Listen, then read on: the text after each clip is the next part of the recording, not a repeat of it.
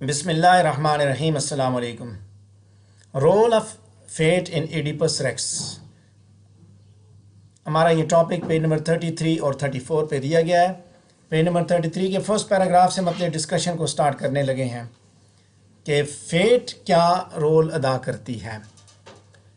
Greek dramas के अंदर fate को बड़ी ही अहमियत हासिल होती है। देखते हैं इस ड्रामा के अंदर किस तरह फेट जो है अपना किरदार अदा करती है और कैटास्ट्रॉफिक कॉन्सिक्वेंसेस में उसका क्या कंट्रीब्यूशन है। पेज नंबर 33 पे पहला पैराग्राफ देखेंगे। एडिपस रेक्स सोफोक्लिस का लिखा हुआ एक वर्ल्ड क्लास मास्टरपीस है जिसको ग्रीक ट्रेजेडीज़ के अंदर बड़ी ही अहमियत हासिल है। और सोफोक्लिस एडिपस रेक्स की बुनियाद पे ही ग्रीक लिटरेचर के अंदर जो टॉप लेवल के 3 जो ट्रेजेडी राइटर्स हैं उनमें से एक है। इसके अलावा स्काइलस और यूरिपिडीज़ का नाम भी ग्रीक लिटरेचर के अंदर बेहतरीन ट्रेजेडी राइटर्स में से समझा जाता है। सोफोक्लिस ने एडिपस रेक्स सन 425 बीसी के लगभग के ज़माने में लिखा था और ये ड्रामा दरअसल एक उस हुक्मरान की कहानी पे मबनी है जिसने अपना ही ओथ जो है उसको पूरा किया और अननोइंगली वो अपनी ही ज़ात के साथ लड़ता रहा।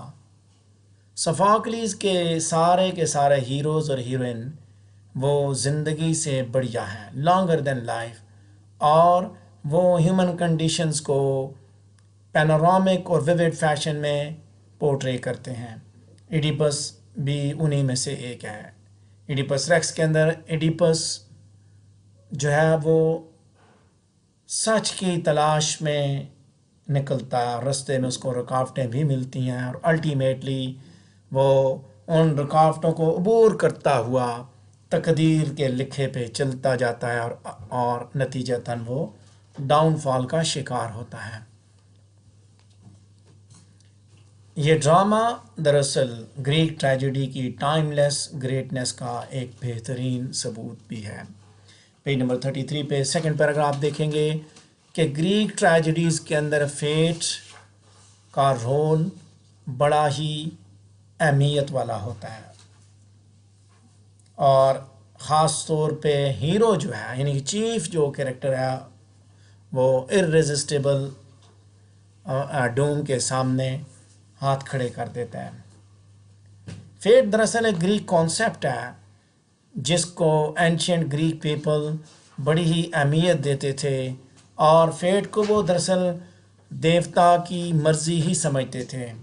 देवता की मर्ज़ी जो है वो इंसान के ऊपर मुसल्लत की जाती है और इंसान को उसकी मर्ज़ी के मुताबिक अपनी ज़िंदगी गुजारनी होती है। और एडिपस भी ऐसा ही शख्स है जिसको देवताओं की दी हुई मर्ज़ी के मुताबिक ही ज़िंदगी गुजारनी थी और वो उससे बचने की भरपूर कोशिश करता है, चाहे वो जानते हुए या अनजाने में वो दरअसल देवताओं की मर्ज़ी को ही परफॉर्म कर जाता है।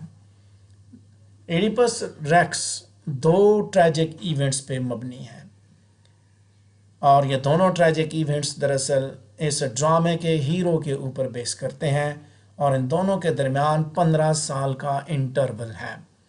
पहला ट्रैजिक इंसिडेंट पैरासाइड का है और दूसरा है इंसेस्ट्रस रिलेशनशिप का।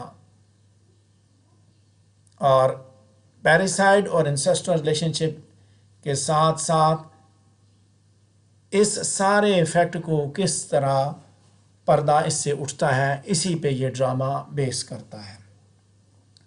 पेज नंबर 33 पे तीसरा पैराग्राफ देखेंगे कि इस ड्रामे के अंदर हम मुख्तलिफ पॉइंट्स पे फेट की ओवरबीरिंग प्रेजेंस को देख रहे हैं। इस हकीकत से आप इनकार नहीं कर सकते कि एडिपस को उसकी पैदाइश के साथ ही उसका तकदीर का के बारे में पता उसके साथ मुतल्लिका लोगों को चल चुका था कि ये वो शख्स है जो अपने बाप को कत्ल करेगा और अपनी माँ से शादी करेगा।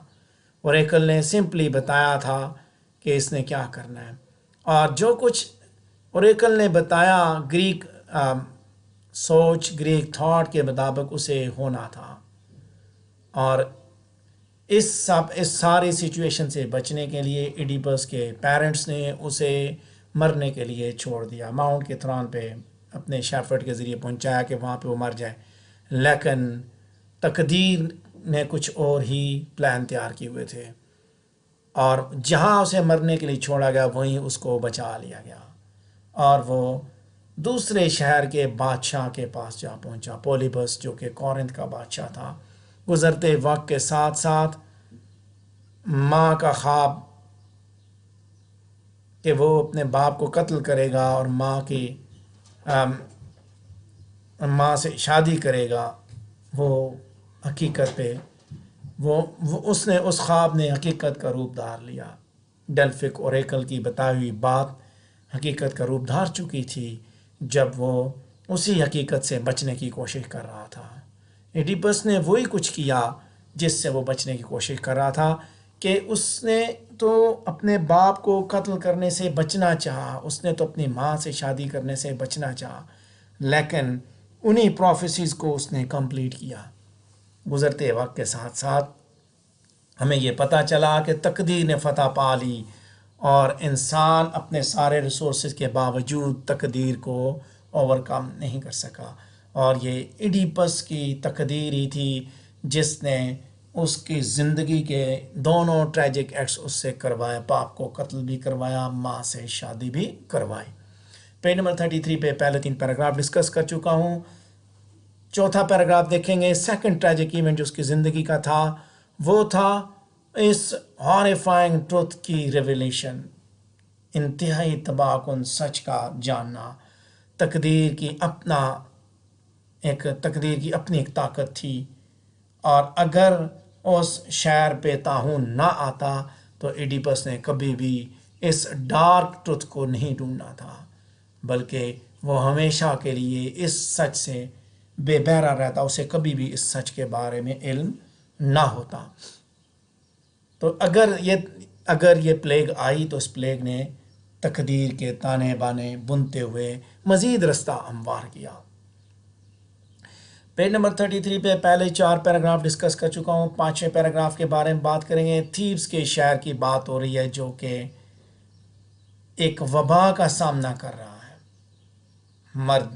عورتیں، مویشی، ایڈیپس کے خطے اس شہر کے لوگ اس وبا سے متاثر ہو چکے تھے، اور حالات یہ آ چکے تھے کہ وہاں کی عوام جو ہے وہ اب بادشاہ کے پاس آ چکی ہے، اس عوام کے بڑے بادشاہ کے پاس آ چکے ہیں کہ وہ انہیں اس طاعون سے بچائے۔ اور جب بچانے کے لیے اس نے ایک جد و جہد شروع کی، سب سے پہلے اس نے جو کہ گریک کے اندر جو ان کی مذہب کی سوچ تھی کہ وہ جو بھی فیصلہ جو بھی کام کرتے تھے تو اپنے اوریکل سے مشورہ لیتے تھے، اوریکل کے پاس اس نے بھیجا، کریون کو بھیجا جو کہ اس کا ماموں اور اس کی وائف کا بھائی بھی تھا۔ وہ اس کنڈیشن دیکھیں، انکوائری شروع ہوتی ہے، لیاس کے مرڈر کو ڈھونڈنا شروع کر دیتے ہیں، اٹینشن ڈائیورٹ ہو جاتی ہے اس کے بعد کہ وہ اپنی شناخت کی جانب چل پڑتا ہے، اور جب انویسٹیگیشن آگے چلتی ہے، کورنتھ سے میسنجر آتا ہے، وہ اس کے سپوز فادر کی موت کی خبر اسے سناتا ہے، اور اسے اس چیز پہ تسلی دیتا ہے کہ تم پولیبس اور میروپ کے اصل بچے نہیں ہو، بلکہ تمہیں تو ماؤنٹ کے تھران سے لایا گیا تھا۔ یعنی کہ تقدیر نے آخر کار اس کے اوپر اپنے پنجے پہ وس کر دیے تھے، کہ جب اسے یہ پتہ چلا کہ وہ تو کورنتھ کے بادشاہ کا بیٹا نہیں ہے، تو آہستہ آہستہ وہ اسی جانب بڑھتا چلا جا رہا تھا جس سے اس نے بچنے کی کوشش کی تھی۔ پیج نمبر 33 پہ 6واں پیراگراف ڈسکس کروں گا۔ ڈرامیٹک آئرنی ایڈیپس ریکس کے اندر بڑی اہمیت رکھتی ہے، اور وہی دراصل انسان کی ہیلپ لیسنس کو مزید بڑھاوا دیتی ہے۔ ایڈیپس جب اس شہر میں آیا، تھیس میں آیا، تو اس وقت بھی وہاں پہ تباہی تھی، اور پھر اس نے وہاں کے لوگوں کو ان پریشانیوں سے بچایا۔ اب بھی اور اس اسفنکس سے بچانے کی صورت میں اسے بادشاہ سے نوازا گیا، اور اب بھی سچویشن ایسی ہی ہے کہ اب بھی طاعون آ چکا، وبا آ چکی شہر میں۔ اس نے ڈیلفی اوریکل کو بھیجا، کریون کو بھیجا، سچ پتہ چلے کیا مسئلہ ہے، اور پھر جو سچ اس نے ڈھونڈنا شروع کیا تو وہ اس کے اپنے ہی ایکشنز کے اندر تھا۔ یہ ہے ڈرامیٹک آئرنی کہ بظاہر وہ قاتل کو ڈھونڈ رہا ہے، قاتل ہی قاتل کو ڈھونڈ رہا ہے، اور قاتل کو ہی نظر کچھ نہیں آ رہا، اور وہ دوسروں کو کہتا ہے اندھا، جبکہ اسے خود کچھ نظر نہیں آتا۔ سو ایڈیپس پبلک اناؤنسمنٹ دیتا ہے کہ جو کوئی اس کو ڈیٹیکٹ کرے گا مرڈر کو، وہ ڈھونڈے گا، اسے سزا دے گا، اس کے اوپر لعنت ملامت کرتا ہے۔ آئرنی کیا کہ وہ کتنا ڈٹرمنڈ ہے، اور اسی ڈٹرمنیشن میں اس نے اپنی شناخت ڈھونڈ ڈالی، اور وہ کتنا ڈٹرمنڈ تھا کہ اس نے اپنے آپ کو بھی پھر سزا دی۔ انویسٹیگیشن کا نتیجہ کیا نکلا؟ اس کو اس حقیقت کا پتہ چلا جو وہ نہیں جاننا چاہتا تھا۔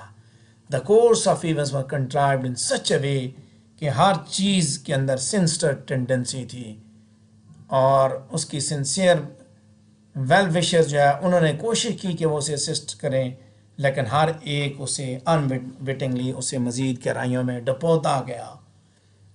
پریشان تھا کہ باپ مر گیا، پولیبس مر گیا، تو وہاں کا جو میسنجر آیا اس نے تو اسے سیٹسفائی کرنے کی کوشش کی، لیکن بات یہ نہیں تھی، وہ سیٹسفائی تو نہیں ہوا بلکہ مزید پریشانی آگے بڑھی۔ اس نے کہا کہ تم تو اس کے بیٹے ہی نہیں ہو، کیوں پریشان ہو رہے ہو؟ پیج نمبر 33 پہ سیکنڈ لاسٹ پیراگراف کو دیکھیں گے کہ جب سچ ڈسکلوز ہوا تو ایڈیپس نے اپنے آپ کو بھی سزا دی۔ گو کہ اس کی سیلف بلائنڈنگ کا جو ایکٹ تھا وہ اس کی مرضی سے تھا، اس نے خود سلیکٹ کیا تھا، لیکن ایکچولی اس نے کیونکہ اس نے جان بوجھ کے اس نے ماں سے شادی نہیں کی، نہ اس نے باپ کو مارا تھا۔ ایڈیپس نے خود کہا کہ Apollo friends, Apollo has lead his agony upon me, Apollo نے سارا غصہ میرے اوپر آ کے چھوڑ دیا ہے۔ تقدیر کا کھیل تھا، تقدیر نے بتایا۔ اب یہاں پہ اب دیکھیں کہ دو چیزیں ہیں، یا تقدیر ہے یا اس کا ہوبرس ہے، یعنی اس کا تکبر، دونوں کا اپنا اپنا رول ہے۔ تکبر کی صورت میں آپ دیکھتے ہیں کردار، کہ اس میں کون ذمہ دار ہے اس کی تباہی کا، کیٹاسٹرافی کا۔ تقدیر نے جو جال بنا اس جال میں وہ پھنستا گیا، تقدیر کے بنے ہوئے جال سے وہ بچنے کی کوشش اس نے خود کی۔ اگر وہ اوریکل سے مشورہ لیتا تو شاید وہ نہ بچتا۔ لہذا جہاں تقدیر ذمہ دار ہے وہیں کردار بھی ذمہ دار ہے۔ تقدیر اس حد تک ذمہ دار ہے کہ اس نے یہ بتا دیا تھا کہ وہ ایسا کرے گا، لیکن خود وہ اس لیے ذمہ دار ہے کہ اس کو بھی اپنے نالج پہ تکبر تھا، اور اس نے اس تقدیر سے بچنے کی خود کوشش کی۔ اگر وہ اوریکل سے مشورہ دیتا، جس نے اس کو تقدیر کے بارے میں بتایا تھا، اسی سے مشورہ لیتا تو شاید وہ بچ بھی جاتا، کسی نہ کسی صورت میں اس کو کوئی نہ کوئی اس کا بچ جانے کا رستہ بھی پیدا ہو جاتا۔ پیج نمبر 33 پہ آخری پیراگراف دیکھیں گے۔ سیلف بلائنڈنگ کے بعد ایڈیپس جو ہے اس نے اس خواہش کا اظہار کیا کہ اسے یہاں سے جلد از جلد نکال دیا جائے۔ کریون پھر دیکھیں یہاں پہ کریون پھر بھی انسسٹ کرتا ہے کہ وہ اسے اس وقت تک نہیں نکالے گا جب تک دیوتاؤں کی مرضی نہیں ہوگی۔ تو یہ دکھاتا ہے کہ he was nothing but a man who is victimized by fate۔ اب یہاں دیکھیں تو سوفوکلیز ٹرو گریک جو ہے وہ نظر آتا ہے۔ وہ دکھاتا ہے کہ انسان تقدیر کے آگے ایک تقدیر کے لیے ایک کھلونا ہے جس کے ساتھ وہ کھیلتی ہے، اور انسان کو اپنی تقدیر دیوتاؤں کے حوالے کر دینی چاہیے۔ اور اس نے ایڈیپس نے اپنی تقدیر دیوتاؤں کے حوالے نہیں کی، بلکہ اس نے موڑنے کی کوشش کی۔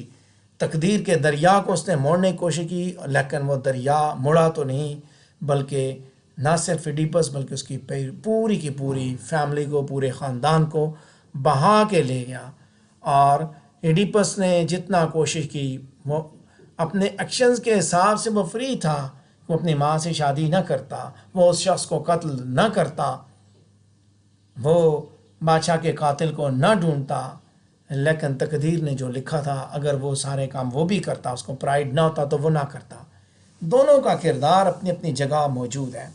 فیٹ نے جو کچھ بتایا اس نے وہ ساری کی ساری باتیں پوری کروائیں. فیٹ نے کہا تھا یہ باپ کو قتل کرے گا، ماں سے شادی کرے گا. فیٹ نے تو صرف اتنا کہا، فیٹ نے یہ تو نہیں کہا.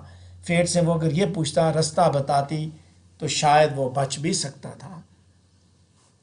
اینی ویز اسی کے ساتھ ہمارا یہ ٹاپک کمپلیٹ ہوا، role of fate in Oedipus Rex. اگر آپ کے ذہن میں کوئی سوال ہے تو آپ پوچھ سکتے ہیں.